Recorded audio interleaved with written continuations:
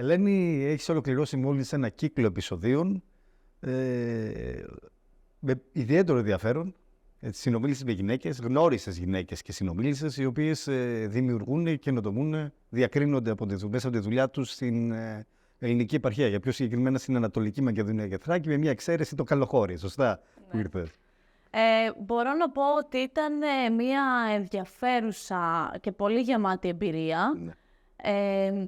Προς το παρόν εγώ γνώρισα γυναίκες που μέσα από την ιστορία, τα διηγήματά τους, το τι έχουν περάσει, πώς έχουν επιλέξει το επάγγελμά τους και τελικά τι τους οδήγησε στην επιτυχία, μου έδωσε μεγάλη έμπνευση και λέω προς το παρόν, γιατί με το που θα δημοσιευτεί αυτός ο κύκλος επεισοδίων, πιστεύω ότι θα προσφέρει πολύ σε όλους τους νέους και τις νέες που θα το ακούσουν και θα πάρουν ένα ερέθισμα διαφορετικό από την καθεμία για να μπορέσουν να ακολουθήσουν και αυτή τη δικιά τους πορεία στο μέλλον.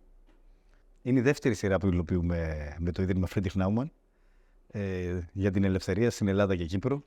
Στην προηγούμενη σειρά είδαμε γυναίκες από τον κλάδο της τεχνολογίας. Τώρα είδαμε γυναίκες από την περιφέρεια που διακρίνονται μέσα από τη δουλειά τους.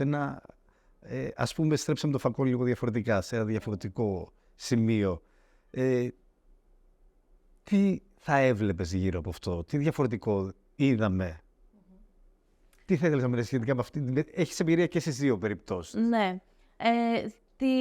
Πέρσι, την προηγούμενη χρονιά, όπως είπες και εσύ πολύ σωστά, δώσαμε έμφαση μέσα από τα επεισόδια και τις συνεντεύξεις που κάναμε σε γυναίκες που έχουν διακριθεί στον τεχνολογικό τομέα.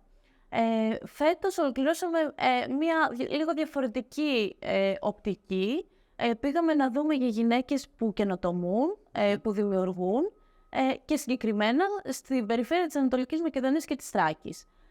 Αυτή η επιλογή ήταν συνειδητή, ίσως μπορείς να μας πεις και εσύ γι' αυτό, γιατί είναι, όπως θα ακούσουν και μέσα από τις διηγήσεις των ίδιων, έχουν διαφορετικές δυσκολίες, διαφορετικές αφετηρίες και διαφορετικά ερεθίσματα τελικά. Αυτό πολλές φορές τους έχει οδηγήσει σε ένα διαφορετικό τρόπο σκέψης, αλλά πάντα σε ένα πλαίσιο στο οποίο κοιτάμε πώς οι γυναίκες, η γυναικεία ενδυνάμωση μπορεί να προσφέρει στη χώρα και να βοηθήσει και άλλες, μέσα από όλα αυτά που ακούσαμε, να προχωρήσουν προς αυτή την κατεύθυνση. Να συμπληρώσω και σε αυτό το σημείο ότι στο Ίδρυμα Friedrich Naumann προσπαθούμε με κάθε δυνατή ευκαιρία να ενισχύσουμε αυτή την πρωτοβουλία και οποιαδήποτε άλλη που έχει να κάνει με τη γυναικεία ενδυνάμωση για να πάμε όσο γίνεται προς την ισότητα στην κοινωνία μας. Οπότε έτσι με αφορμή θα κρατήσω αυτό που είπες, να μεταβούμε σε μια ισότητα στην κοινωνία μας και μπορώ να πω ότι και τα νούμερα, ενώ έχουμε κάνει άλματα, φυσικά έτσι, έπειτα από 30 χρόνια, παρ' όλα αυτά σίγουρα ακόμα έχουμε να διανύσουμε δρόμο, ιδιαίτερα στην Ελλάδα που τα στοιχεία επιβεβαιώνουν αυτό που λες. Οπότε θα πάρω εγώ αφορμή αυτό που είπες και είχαμε γυναίκες που πετύχαν, τώρα μιλάμε για την ενδυνάμωση, ωστόσο εμείς δουλέψαμε και στις δύο σειρές με γυναίκες που έχουν καταφέρει πράγματα. Και από την πρώτη πλευρά είχαμε γυναίκες σε πολύ διαφορετικό περιβάλλον και πλαίσιο διεθνές, πολυεθνικό και άλλο που μας μοιραστήκαν τις εμπειρίες τους. Και από την άλλη, αυτό τώρα γυναίκες περιφέρειες που αντίστοιχα μοιραστήκαν στο δικό τους περιβάλλον, σε ένα μικρότερο πλαίσιο φυσικά δραστηριοποίησης, τις δικές τους ανησυχίες, εμπειρίες. Και πού θεωρείς ότι αυτά ταυτιστήκαν τα δύο, ή διαφοροποιηθήκαν αντίστοιχα? Ναι, έχω ένα γενικό συμπέρασμα, θα έλεγα. Ναι. Και προσωπικά θεωρώ και πιστεύω ότι υπάρχουν πολλά βήματα ακόμα να γίνουν. Ειδικότερα σε τομείς που έχουν να κάνουν με τεχνολογία, επιχειρήσεις, όπου δεν είμαστε τόσο εξοικειωμένοι να βλέπουμε γυναίκες. Και όταν τις βλέπουμε, θεωρώ ότι τις κοιτάμε και με ένα διαφορετικό μάτι. Σκεφτόμαστε τι χαρακτηριστικά έχουν αυτές οι γυναίκες για να τα κατάφεραν, για να πέτυχαν. Ναι. Και τα μηνύματα όλα που έλαβα από τις γυναίκες με τις οποίες συνομίλησα έχουν πάλι δύο οπτικές. Κάποιες από αυτές, ίσως έχει να κάνει και με το χαρακτήρα τους, δεν ένιωσαν ή δεν άφησαν καλύτερα να τους επηρεάσει οποιοδήποτε εμπόδιο. Ήταν και με βάση αυτά που είπανε σαν να μην υπήρχε ή δεν υπήρχε ίσως σε κάποιες περιπτώσεις. Και από την άλλη πλευρά υπήρχαν και γυναίκες οι οποίες τα είδαν, τα αναγνώρισαν και έδειξαν τους τρόπους για να τα αντιμετωπίσουν και να φτάσουν τελικά στην επιτυχία. Οπότε υπάρχει και ένα δίπολο που παρατηρείται στην κοινωνία, θα έλεγα. Ολοκληρώνοντας λοιπόν όλο αυτόν τον κύκλο και έχοντας συζητήσει με όλες αυτές τις γυναίκες της περιφέρειας Ανατολικής Μακεδονίας και Θράκης, συν Καλοχώρη, τι σου έχει μείνει? Είναι δύσκολο να διαλέξω κάτι συγκεκριμένο. Θα έλεγα ότι κάθε μία από τις γυναίκες είχε μία διαφορετική αύρα που ουσιαστικά σου δίνει και κάτι, προσθέτει κάτι αν την ακούσεις. Ναι.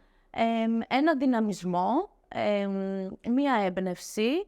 Όλες μίλησαν για το όραμά τους, άρα έχουν ένα στόχο που το κάνουν αυτό. Δεν το κάνουν για να γίνουν πιο πλούσιες. Είναι κάτι βαθύτερο. Μίλησαν για κοινωνικές αξίες, για πράγματα που θέλουν να αλλάξουν στη ζωή και στην τοπική κοινωνία και γενικότερα στη χώρα. Και φυσικά δεν θα μπορούσα να παραλείψω το γεγονός ότι έκανα αυτό το οδηπορικό με 3 άντρες, οι οποίοι κατανοούν ότι υπάρχει κάτι που πρέπει να αλλάξουμε στην κοινωνία και χαίρομαι πάρα πολύ γι' αυτό. Πέρα από τους άντρες που σου έκανε εντύπωση, βέβαια, από ό,τι γνωρίζω, έχουν γίνει και συστάσεις για να αλλάξεις κλάδο εργασίας.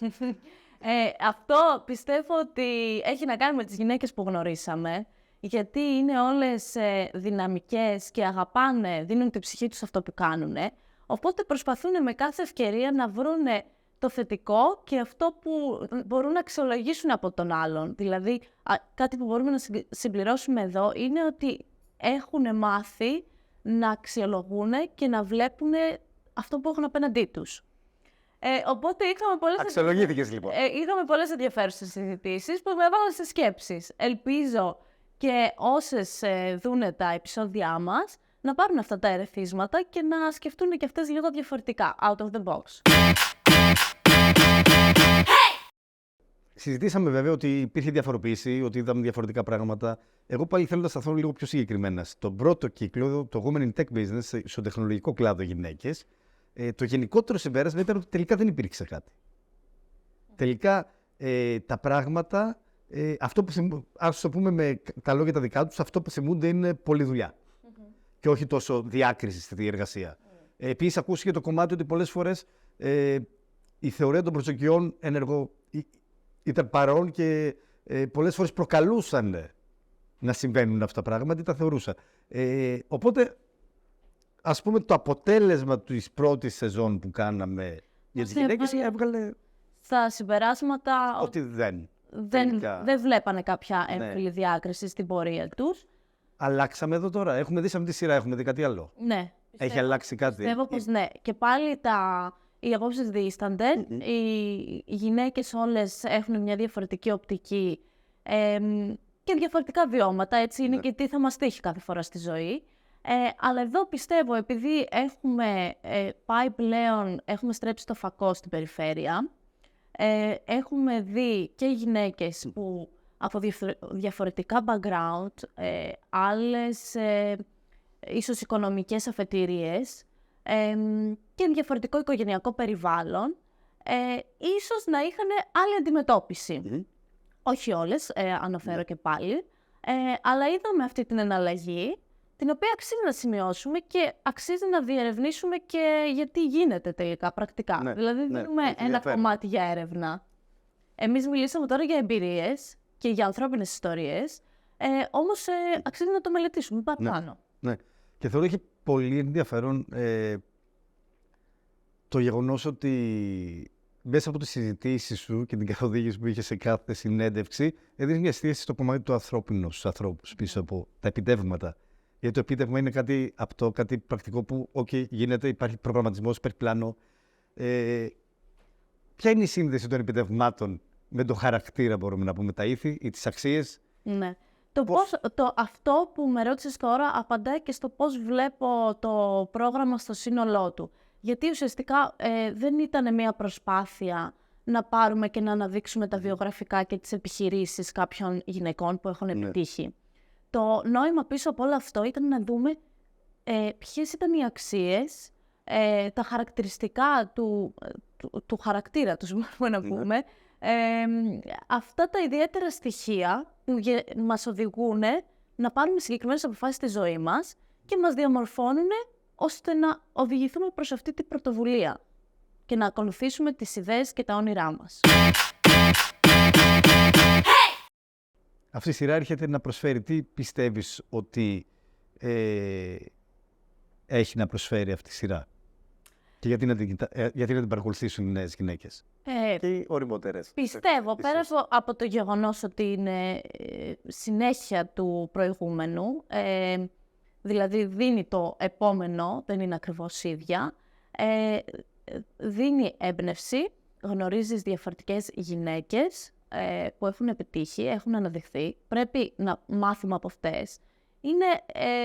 Προσωπικά θεωρώ ότι είναι role models, είναι γυναίκες πρότυπα, που με τον έναν ή τον άλλον τρόπο μπορείς να χρησιμοποιήσεις αυτά που έχουν πει για να βάλεις το μυαλό σου να σκεφτεί και μετά να ακολουθήσεις το δικό σου δρόμο. Γιατί δεν μπορείς να πας και να κάνεις αντιγραφή κάτι που έχει κάνει ο άλλος και αυτό θα φανεί από όσα έχουν πει, αλλά μπορείς να πάρεις έμπνευση και να δημιουργήσεις κάτι δικό σου.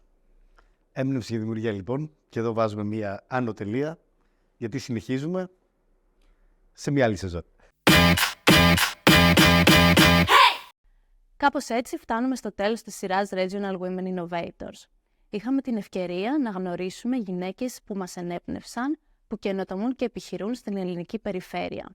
Αυτές μίλησαν για τις δικές τους ιστορίες, για τις προκλήσεις που αντιμετωπίζουν, αλλά και το δρόμο που τις οδήγησε προς την επιτυχία. Σας ευχαριστούμε πάρα πολύ που μείνατε μαζί μας σε αυτό το όμορφο ταξίδι. Ελπίζουμε και εσείς να λάβατε την ανάλογη έμπνευση και την δύναμη για να προχωρήσετε τα επόμενα επιχειρηματικά σας βήματα. Επιπλέον, θα ήθελα να ευχαριστήσω εκ μέρους του Ιδρύματος Friedrich Naumann όλους τους συντελεστές που έκαναν πράξη αυτή την μοναδική ιδέα που ήλθε από το DCN Global και την Mindspart και φυσικά όλους τους συνεργάτες που συνετέλεσαν για αυτήν την υλοποίηση. Θέλουμε μέχρι τότε να σκεφτείτε κι εσείς όλα τα άτομα που σας δίνουν έμπνευση και να καινοτομήσετε.